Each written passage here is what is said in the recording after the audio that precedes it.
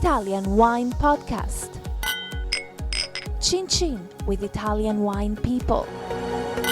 This podcast has been recorded during Vi.Vite, an event organized by the Alleanza delle Cooperative Italiane, the Alliance of Italian Coops.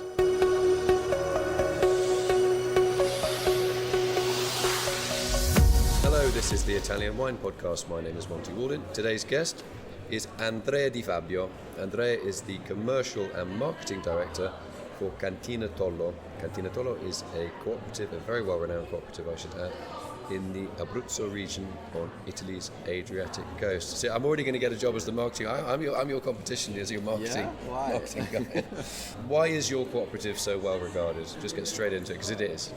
It's really an important cooperative for central Italy, of course, since we have more or less 800 farmers associated and 3,200 hectares. We manage a big production, and it's really interesting because not only for the economic but also for the social result for the community. Yeah, for the community, of course. So what's the breakdown of the hectareage? How much is Trebbiano d'Abruzzo, how much is Montepulciano, how much are other grapes, like international varieties or other native grapes? Mostly we manage Montepulciano d'Abruzzo grape, but of course we have an important part, more or less 20% of Trebbiano, and Pecorino is growing a lot. Pecorino is an autochthonous grape from our region. Red or white? Obviously white.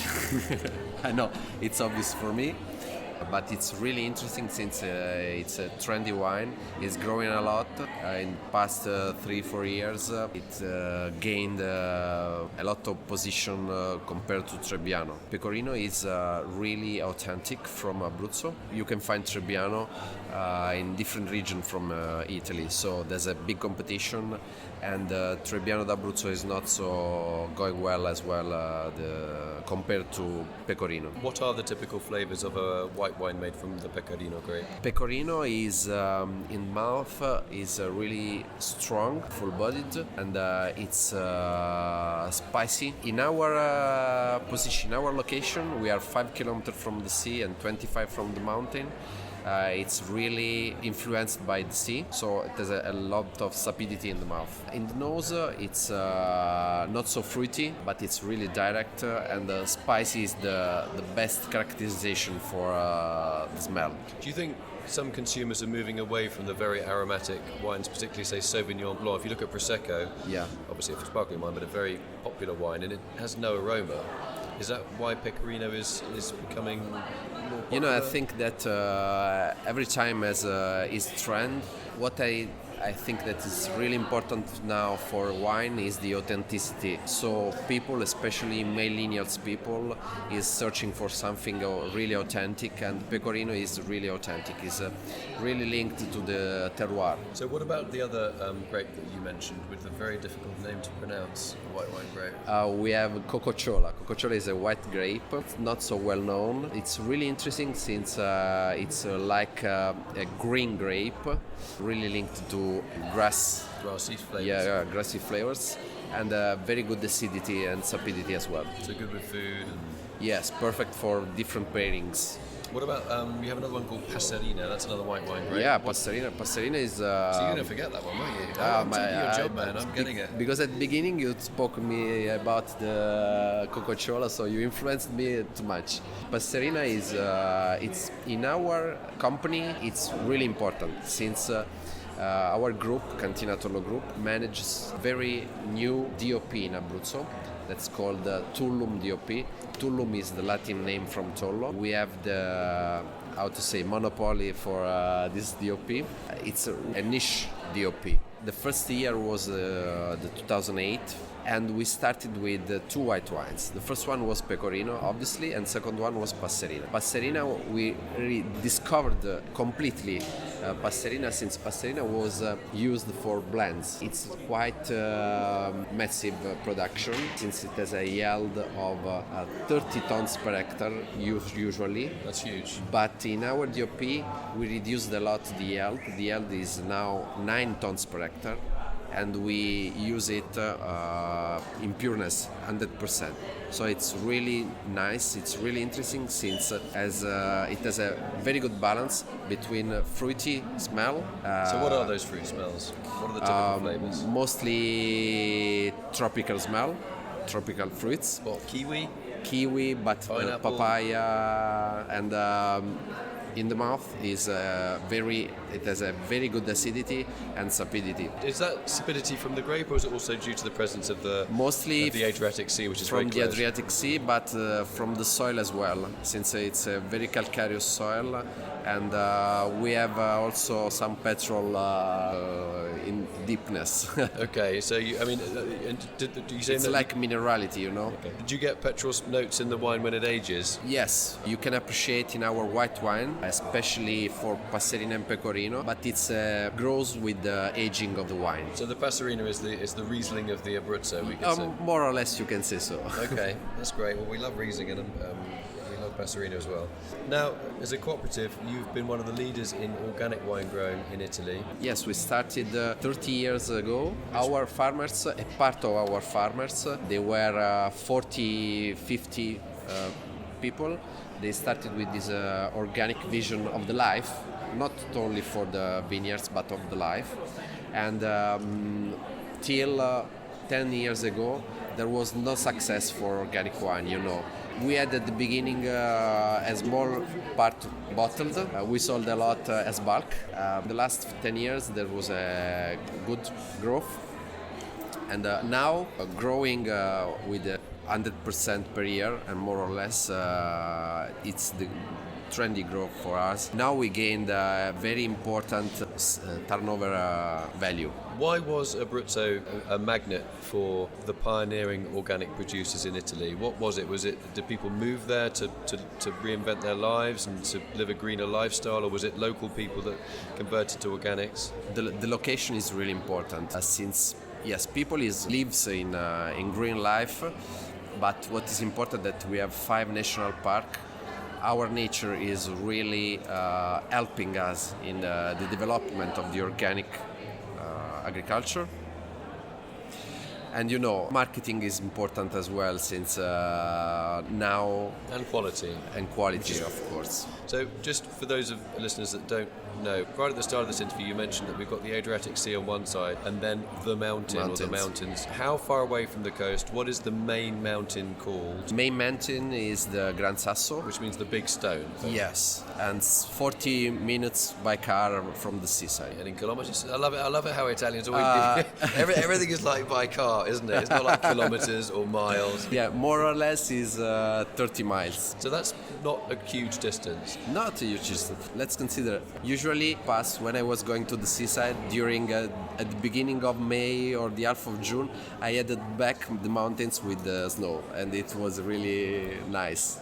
Yeah, it's an amazing contrast isn't it, to have that in one read. How do you see the future of cooperative winemaking in Italy? You know, your cooperative has had incredible success, and it's not easy what you've achieved. It's been a long, hard road, but you're certainly pioneering on the organics. Very good climate. You still have a lot of pergola vines, which is the traditional way of growing in the south, which I think more wineries will go back to because of climate change. Obviously, it's more cost for labour. How would you, if you were suggesting to other wineries in Italy, cooperative wineries, to improve what they're doing, what would you suggest?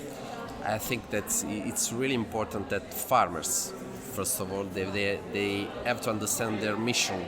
They are really important for not only for wine business, but for the environmental situation and for the environmental future. And it's really important that farmers has to understand they have to invest a little bit more in their companies, since the big difference between a private producer and a cooperative producer is that the first one has a brand building really continuous. For the second one, the cooperative producer, it's more important the quality of the production. See, but they often see it as volume. They say we grow as many, we get paid by the kilo. So the more kilos of grapes I deliver to the cooperative, the more money I'm going to get. How do you prevent that yield-hungry mentality from dominating and diminishing your brand? We try to manage our farmers in different ways. Of course, for bulk wine, we can't manage because there are big volumes. But for bottled wine, we make special contracts with them and we established at the beginning they will do everything we want on the vineyard. I mean products they use for the growing of the grapes, green harvest, and so on. At the end, they will have a defined amount, even if they are bringing us 10 kilos or 100 kilos. There's no difference. But we want to manage the quality according our law. So you're basically, what you're offering them is predictable economics. Of course. You grow this in this way and you will get this. You don't grow it this way, then you won't get anything. Perfect. And I mean, some people would say that's a great idea, it makes sense. Some people say, you crazy? You know, you're sitting there in your office,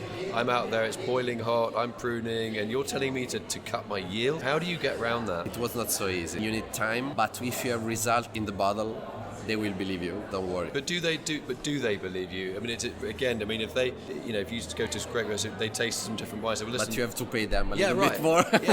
These wines are nice, but I really need to important. pay my mortgage. I need to buy a new tractor. Yeah, it's a compromise, you know. So, what's the demographic like of your growers? Are they the classic image of a cooperative grower in Italy is an old man with his cap, his Fiat tractor that he bought in 1964? Yeah, the demographic is changing, of course. Now mostly they are old people, but they are trying to move to their son. It's not easy. Or daughter, of course. It's not easy. We try to manage this transition. We try to make some to join different vineyards. Are you as a cooperative allowed to buy vineyards or not? If you know that there's a very old grower who's maybe 95 and has a fantastic vineyard, can the cooperative actually buy that, or you're not allowed to buy that? We can buy. We have a little bit of vineyards so a little bit, in our home property. It's 10 hectares, not more. That is a little bit. Yeah, but they are. We use that for special projects. So in terms of, how easy is it to be organic in your area for your main grapes like Trebbiano? It's quite easy since climate is really good for us. It's not well diffused since you have to manage distances between the organic and the conventional vineyard. The spray drift. So the spread. You have to understand that the Italian law is really strict compared to European law. On what exactly? On the spray drift? Yeah, on the spreader, but also in the products you can use, the quantities allowed in the vineyard. In our region is not so difficult, I have to say. It's not the same. Of course, in Sicily, the climate is so dry. Yeah. Let's just talk about Montepulciano, the grape. Obviously, not to be confused with Vino Nobili di Montepulciano, which is a region in Tuscany. I think Montepulciano is a very underrated grape variety. Yeah. People can argue about Trebbiano. Trebbiano d'Abruzzese is the actual grape that makes Trebbiano and Abruzzo wine. But what can you do to make people understand, or to help people understand, that Montepulciano, the red wine grape from Abruzzo, is a fantastic red wine grape?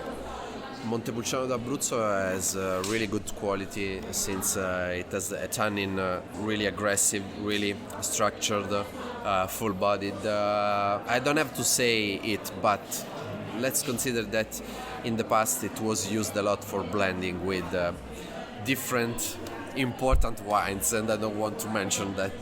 Now we try to give to Montepulciano good brand position. But isn't that frustrating though, when you know that in the old days that Montepulciano was used in very, very famous wines, as you said? Yeah. So clearly... It's frustrating, but it's our duty to manage the way to reposition the brand, the name of the Montepulciano, since it has really good qualities. With the Montepulciano you can manage wine that could last for 20, 50 years, not 50, sorry, 20, 30 years, and it's not common. What is the key thing to make a good Montepulciano? Is it, it can suffer maybe uneven ripening? Consider that Montepulciano usually is picked before the half of September and the half of October. Usually it depends on the Montepulciano, the wine you want to have in the bottle. If you want wine very structured, you have to pick up a little bit mature. You have to harvest a little bit over, yeah? Yeah. Usually Montepulciano in the past was managed mostly in the wood, since of the aggressivity of the tannin. So using oak casks and barrels to calm the tannin? Mostly barrels. We are changing completely our philosophy. we started to discover the cement tanks, concrete tanks. Hooray! Yeah, it's not easy, really not easy because of the tannin, but we have a very impressive results, and we try to use less barrique, more big wood, tonneau, and big barrels, especially not new, second, third passage. And now we are having very good results. We have a very interesting Montepulciano that is also a Tre Bicchieri Gambero Rosso. It was for the third year in a row. It's called the Mo. It's a Montepulciano Riserva. And we started with this kind of Montepulciano that was completely new for the market, since Montepulciano Riserva, as I told you before, was aged in barrique. Now we aged in tonneau, and we had a very new, really complex, really elegant, but not so aggressive, not so fat, and really drinkable. And now it's drinkability is really important for the market. Okay, I just want to say thank you to Andrea Di Fabio, Commercial Marketing Director for Cantina Tollo. I think you'd actually make a good vineyard manager as well, based on the conversation we've had. So you are a man of many talents, and you do work for an outstanding cooperative. Thanks for your compliments. I've known you guys for a long time. Cantina Tollo in the Abruzzo region in Italy, and I'll come down and see you, and we wait for you. Yeah, see how the organic program is. All those hippies, you'll be a hippie like in a few years' time. You're like 70s, 1960s hippies who went down to Abruzzo to do all these weirdy, beardy, organic, biodynamic. And a wine growing. You're smart. You got your suit, a fancy watch, and you are going to be living in a teepee in a little tent in about 10 years' time. Yeah. Thanks very much, Andrea. Thank you. Nice to meet you. Ciao, grazie. This episode has been brought to you by Vinitaly 2018, taking place in Verona from April 15th to 18th. Vinitaly is the wine exhibition that helps you discover and get to know Italian wine, and features over 4,200 wineries. Follow Italian Wine Podcast on Facebook and Instagram.